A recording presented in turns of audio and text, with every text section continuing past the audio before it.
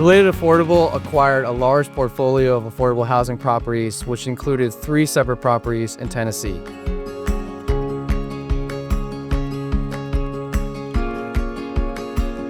Cumberland Crossing is a 250-unit family property in Madison, Tennessee, about 10 miles north of Nashville. It is a beautiful 20-acre site right on the Cumberland River.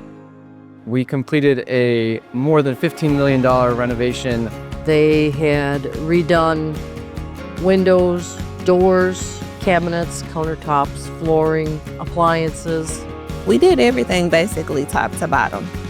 I think it worked really good.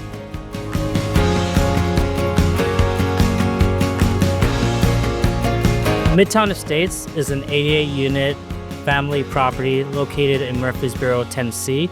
We closed on the preservation transaction in 2024 and then commenced a major renovation of the property, investing over $7.5 million into the units and also the common areas. We recently went through a rehab that went quite well. We started last September and finished up in April. It was nice because we had just drab color cabinets before they put the new ones in. They did the cabinets, the appliances, the HVAC, the roof, the windows, the flooring, and all the residents are very happy about it.